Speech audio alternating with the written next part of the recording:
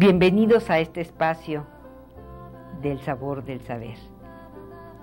¿Las mujeres solamente servimos para cocinar? Pues no. Lo bien lo sabemos. Y una prueba fehaciente de esto es la presencia de doña Gina Zabludovsky, una mujer con una carrera brillantísima, laureada, especialista en ciencias sociales y también con un interés muy especial en la relación de nuestro género con el poder. Y bueno, pues también contaremos con las lúcidas aportaciones de Alejandro Ordorica en torno a Vasconcelos, ese apasionado hombre que nos hizo tantas reflexiones en torno al arte de la gastronomía.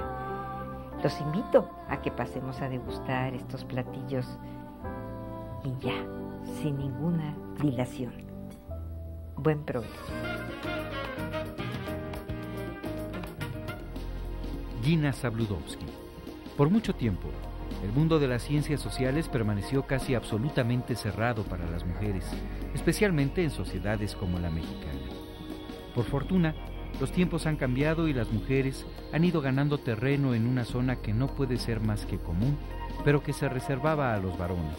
Así, en México, son cada vez más las mujeres. El caso de Gina Zabludovsky, quien ha dedicado más de un cuarto de siglo a la investigación y la docencia, como también a escribir obras que se han vuelto un referente necesario para el conocimiento de nuestra realidad social, política y económica. Entre sus más importantes libros, que suman casi una decena, podemos mencionar Sociología y Cambio Conceptual, Mujeres, Empresas y Familias, Empresarias y Ejecutivas en México y Brasil, Mujeres en cargos de dirección en América Latina. Ha participado como integrante de diversos consejos editoriales en publicaciones periódicas con reconocido prestigio en el mundo académico, como lo es la Revista Mexicana de Sociología.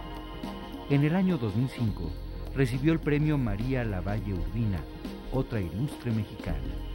Con nosotros, Gina Zabludovsky. Tenemos el privilegio de que nos acompañe hoy una gran mujer con una carrera brillantísima, quien se ha dedicado a la docencia, a la investigación académica, tiempo completo en nuestra máxima casa de estudios en la UNAM, y es autora de muchísimos libros y también, bueno, poseedora de grandes premios. Gina, qué gusto de estar. No, al contrario, aquí, agradezco juntos, muchísimo. Y de tener este encuentro y de poder platicar de ese tema que siempre está presente, la gastronomía. Y bueno, yo sé que tienes muchas cosas que contarnos. Por lo pronto, me viene a mi mente esta interrelación que hay entre la alimentación y la sociología y cómo han ido evolucionando nuestros hábitos en torno a este gran tema. Claro. Platícanos, estaremos aquí muy pendientes de tus comentarios. Muchas gracias, yo te agradezco muchísimo estar aquí. Efectivamente, bueno, es que la comida se relaciona con todo. Claro. Y la sociología es la ciencia de la sociedad. Y si hay algo que los seres humanos tenemos en común, es que todos comemos y bebemos. Entonces, efectivamente, la sociología tendría mucho que decir sobre este aspecto. Y yo siento que la sociología en México no ha dicho lo suficiente. La sociología en México se ha centrado, no sin cierta razón, en los cambios democráticos, en los partidos políticos, en las instituciones, en el movimiento obrero, en lo que ahora se llama, sin mucha precisión, actores de la sociedad civil, pero ha dejado de ver el mundo cotidiano. ¿Y qué es Ha el dejado de ver fundamental? realmente a los seres humanos de carne y hueso. Y ha dejado de ver que si tú estudias los hábitos y estudias los hábitos en la comida, sabes mucho de una sociedad. Los antropólogos lo han hecho más, pero los antropólogos tienen una actitud, ha ido cambiando, pero digamos la actitud de la antropología generalmente es de estudiar las otras culturas, que no son ajenas. Lévi-Strauss, Sí. todo esto. Ojalá tuviéramos más enfoques antropológicos y sociológicos sobre nosotros mismos, ¿no? Pero y en ese sentido la yo comida. estoy segura que tú los harás. Sí. y que los has hecho. Sí. Y bueno, pues sí me gustaría que me platicaras cómo se ha ido transformando. En ese sentido yo te voy a hablar, tú sabes, yo he trabajado a un autor que se llama Norbert Elias, que él es muy interesante, tiene un libro escrito en 1939 que se llama El proceso de civilización, donde específicamente lo que estudia son los cambios de comportamiento. Y los cambios de comportamiento básicos se dan en las formas de comer. Entonces, desde luego, el tenedor, la cuchara, las formas de comer, las formas que ahora aceptamos, como el hecho de no sonarse en la mesa o no sonarse con el mantel, o lavarnos las manos, son cuestiones que se fueron dando en la sociedad como un proceso de muchos siglos. Y lo que él sostiene que es muy interesante, que una forma de explicarse eso tiene que ver con el surgimiento y consolidación del sentimiento de vergüenza. Ay, mira, qué interesante. ¿Y eso cómo lo explica? Y tiene una tesis muy interesante. El tenedor, la pijama y los ejércitos surgen al mismo tiempo. Entonces, el control social, lo que implica el ejército, va aparejado a un autocontrol y una vergüenza del propio cuerpo. La pijama es la vergüenza del propio cuerpo en la noche, y los cubiertos y los buenos modales alimenticios también son el control del propio cuerpo. No meter las manos a la comida, comportarse de cierta forma. Y en el siglo XVI hay un libro que fue uno de los libros más vendidos, de esa época, imagínate, 30 ediciones de Erasmo de Rotterdam, sobre los manuales en la mesa. Ay, lo tengo que conseguir, ¿eh? Que precisamente es un reflejo de los cambios que venían dándose del siglo XIII al siglo XVI en Europa y que ya se reflejan en este manual de las buenas costumbres, en que están escritas muchas de las cosas que ahora no hacemos. Fíjate. No vuelvas a meter el tenedor en el plato común. Claro. La cuchara solo tú la usas, no se lo pasas al otro. Y una serie de cuestiones muy interesantes que van viendo esta transformación del comportamiento. Ay, que yo quisiera que nos sigas platicando. Nada más vamos a hacer un pequeñísimo corte y volvemos porque está maravilloso todo esto que nos estás contando. Realmente es fascinante y muy aleccionador además.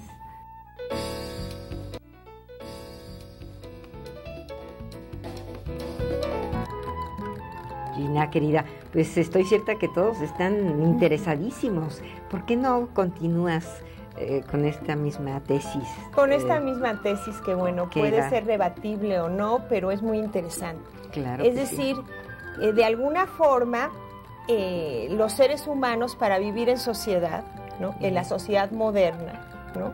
Han tenido que aprender a controlarse, ¿no?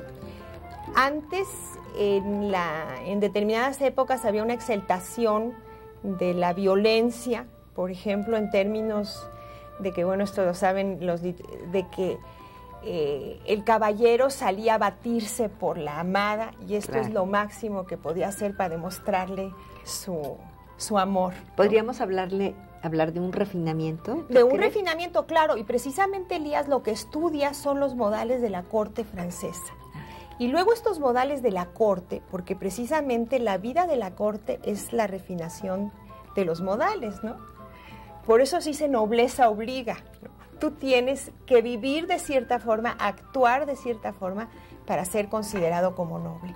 Entonces, todo esto que venía de siglos atrás tiene su cúspide en la nobleza francesa, donde están todos los modales del buen comer, de qué se tiene que hacer frente al cortesano. Pero mira, hay una anécdota, por ejemplo, en que en ese momento el cortesano, el rey recibía a los cortesanos, los podía recibir en el baño y era un honor, ¿no?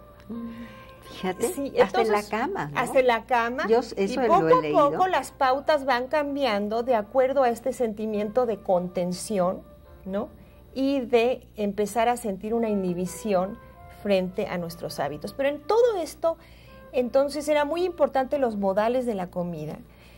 no te suenes con las manos. Por ejemplo, en un momento, desde luego también como socióloga, pues habría una cuestión de clases sociales. Se aceptaba en un momento dado que los nobles se sonaran con las manos, pero los que les servían no. Podían sonarse cuando estaban comiendo, ¿no? Porque sí había esta cuestión a veces de sangre azul. Todos mis fluidos son de sangre azul, yo no los voy a contaminar. Pero poco a poco se fueron haciendo estas normas y fueron permeando a toda la sociedad. Aún en la nuestra. Claro. Digo, esto está muy no, claro, esto es el sustento de nuestras costumbres cotidianas. Claro. O sea, en esto ya es tan nuestro que lo que fue en un momento dado cultural lo vemos como natural. O sea, nadie va a pensar en por qué no comer con tenedor, y nos costó mucho, bueno, a nosotros no, pero a nuestros antepasados, como lo vemos como un niño. Los primeros que usaban el tenedor dejaban la mitad de la comida en el trayecto, ¿no? Como es a cualquier niño que le enseñas a usar el tenedor. Hay una anécdota interesante de una noble que se fue a Italia y relata que comió con una horquilla para llevarse su comida a la mesa, que fue el antecedente del comedor del tenedor, y cuando regresó a Francia y se enfermó, todo mundo lo asoció con el tenedor, ¿no? Porque ellos no lo conocían. Entonces es muy interesante, y lo que te muestra, o sea, a lo mejor estos ejemplos finalmente lo que te muestran es que hay una vinculación entre la higiene, la cultura y lo natural, ¿no? Y a veces nosotros vemos como naturales las cuestiones que se nos olvida que inventamos y que son producto de una sociedad, ¿no? Como nuestros hábitos. Pues qué interesante realmente, porque uno ya lo da, lo da por algo, pues sí, como dices tú, natural, y que no sabemos todo lo que hay atrás, todo este tránsito y estas transformaciones. Claro. Y bueno, trasladándonos así rápidamente a otros tiempos y a nuestra sociedad mexicana, ¿tú cómo ves las costumbres en México, en esos sabores cotidianos, hogareños? ¿Sientes que se están cultivando de una manera adecuada o se han ido perdiendo las tradiciones chinas? Pues mira, yo creo que la comida mexicana es excepcional. No, eso yo me atrevería, para mí es la mejor. Yo verdaderamente cuando yo salgo de viaje la extraño muchísimo, y lo que más extraño quizás sean los desayunos. Todos los desayunos me parecen insípidos, un poco variados. Pero más allá de esto, o sea, yo creo que varía mucho según las regiones, ¿no? Yo creo que desde luego una cuestión son las zonas metropolitanas, ¿no? Donde realmente, y ni hablar de la Ciudad de México, pero quizá también Guadalajara y otras ciudades del tipo, donde realmente, pues uno de los recursos menos abundantes es el tiempo, ¿no? Más escaso. Entonces realmente estamos a las carreras, no hay tiempo, comemos a las carreras. Quizá no sea lo mismo en otros lugares, ciudades medias de la República. Como que corre diferente. No es lo tiempo, mismo en ¿verdad? el campo, y desde luego no es lo mismo según el acceso y las posibilidades económicas que tiene, ¿no? Yo siento que la vida citadina sí se está dando una transformación importante. Y no muy positiva. Pero vamos a seguir platicando de este tema. En un momento vamos a hacer un pequeño corte y volvemos.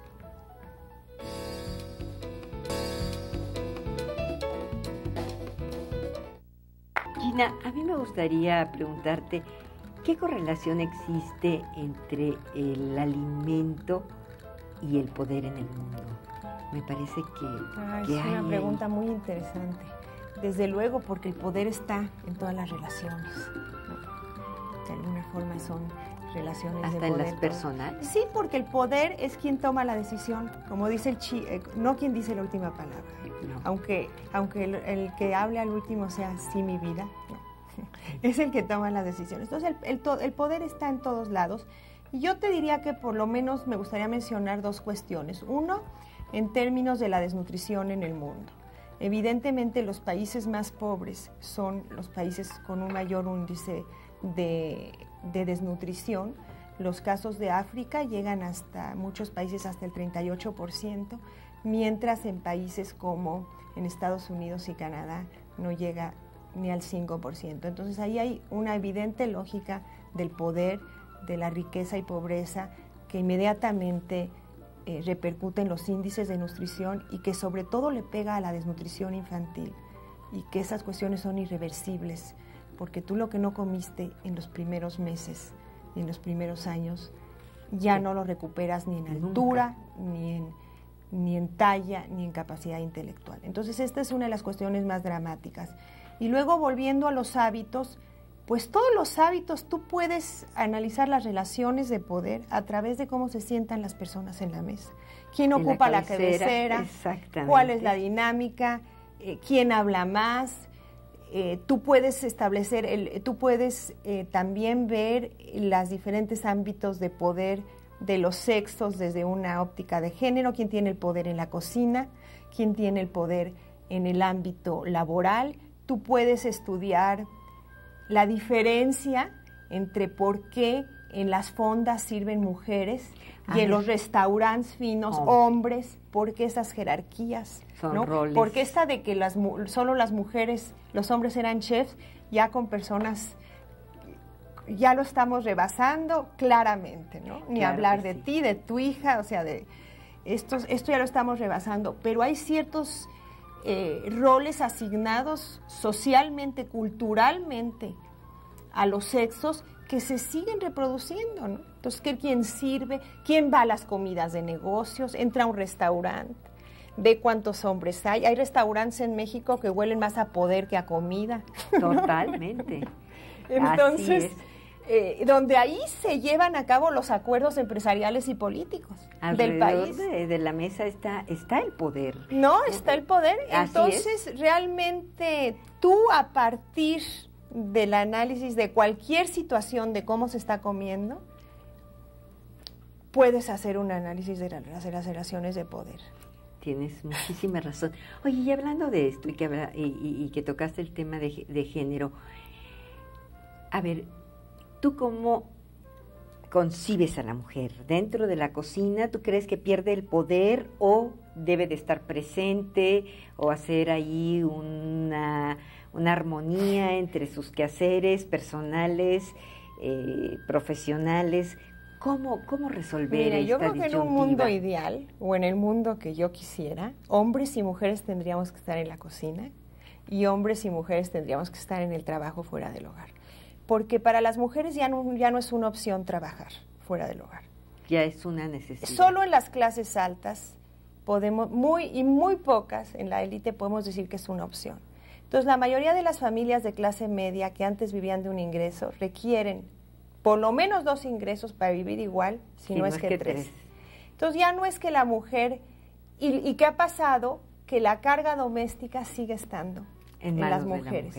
Entonces, realmente yo creo que lo ideal sería que hombres y mujeres estuviéramos en la cocina. Yo no estoy suficientemente en la cocina y pero siento que es una lástima. Que además vienes y la verdad es que yo conozco a tu madre, que es una gran cocinera y tienes ese gusto culturalmente con un padre tan sensible, con toda esta me gusta vertiente, por la cocina ni hablar, ojalá pero lo cocinar. Ojalá Gina se llegue a ese momento, claro, a que logremos tener esa sociedad tan plena y armoniosa. Yo creo en esos equilibrios. Gina, querida, pues por desgracia hemos llegado al final de esta emisión, pero nos has dejado muchísimas lecciones de veras muy importantes. Y me gustaría pedirte un favor, que nos despidiéramos con un mensaje para el público, que te recuerden con una reflexión final. Bueno, desde luego, de la comida habría múltiples reflexiones. O sea, yo reitero, pues, mi disfrute de la comida y de la comida mexicana en particular, ¿no? Además de otro tipo de comidas que han sido importantes en mi vida, ¿no? Como la comida siempre ha tenido una carga simbólica. Entonces, todas las religiones también tienen preceptos sobre cómo comer, creo que eso también vale la pena estudiarlo. Y yo como que hago un llamado a que nos observemos a nosotros mismos, a que veamos qué hay más allá de la comida. La comida es una forma de relacionarse, ¿no? Muy importante. Realmente las familias, si no comen juntos, entonces ¿dónde están juntos, ¿no? Llamemos a que las horas de televisión, realmente no poner la televisión con la comida, que las horas de televisión reducirlas un poco para poder estar con la familia comiendo y dar más atención a todo esto que como socióloga yo creo que nos hace mucha falta estudiar. Dejemos de ver solo las comidas de los grupos que consideramos, que no deberíamos de considerar así, no modernos, de los indígenas, de fijarnos solo en los días de muertos tradicionales, veámonos a nosotros y veamos cómo estamos comiendo, qué estamos ingiriendo y qué relaciones hay tras la comida y qué lugar les damos a estas relaciones. Pues muy importante mensaje y bueno, querido público, muchas gracias por su atención y los invito a que veamos el siguiente bloque.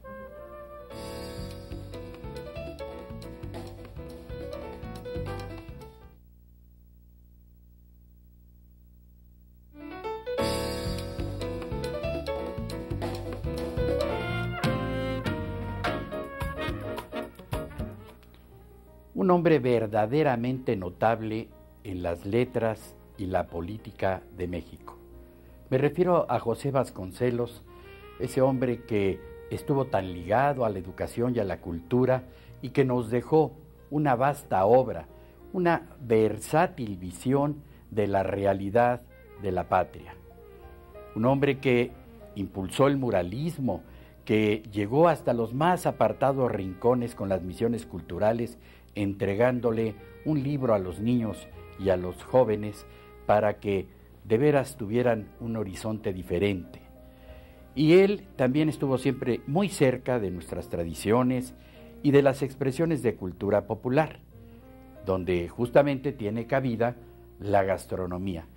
En algunos de sus textos autobiográficos justamente menciona esos días de la niñez en Piedras Negras, donde su padre era el responsable de la aduana en el norte de México, del que a veces él se quejaba porque decía que la comida era un poco escasa y que no tenía esa vastedad de la frontera sur del país. Por eso añoraba esos moles, esos pipianes, los arroces, muy particularmente el estofado de pollo que le preparaba su abuela. En esos días que él también vivió allá en Oaxaca, donde justamente fue su tierra natal. Vasconcelos nos deja pues enseñanzas muy valiosas y habla igual de una gastronomía cosmopolita, donde en esos días de la frontera norte recibía el padre muchos regalos y muchos productos que venían de ultramar, de esos manjares de Europa, lo mismo las ciruelas de Francia que las pasas de Málaga o el atún de Burdeos. Y bueno, con todo esto no cabe duda que Vasconcelos, también, si me permiten la licencia, es genio y figura en la propia sabrosura. Querido público, muchas gracias por su atención. Y la presencia de Gina Zabludovsky ha sido interesante y reveladora. Nos muestra cómo la mujer está incorporada al mundo del conocimiento, en fin, a todos los campos.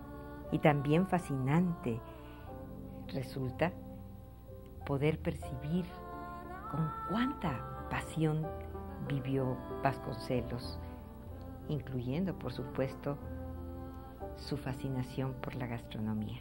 Y para que no falten las recomendaciones, yo quisiera por ahí sugerirles que fueran a Puebla, ese lugar tan hermoso, tan esplendoroso. Encontrarán museos tan bellos como el Amparo, tan No se pueden perder la catedral y, por supuesto, rematar con esos manjares tan maravillosos, chalupas, moles y el manjar de manjares, el chile en nogada. También recuerden que preparé una receta para ustedes. Búsquenla en mi página de internet. Que tengan una muy buena semana. Y yo quiero despedirme con la reflexión siguiente. Hay más identidad en la génesis de una receta que en la de una familia. Muchas gracias.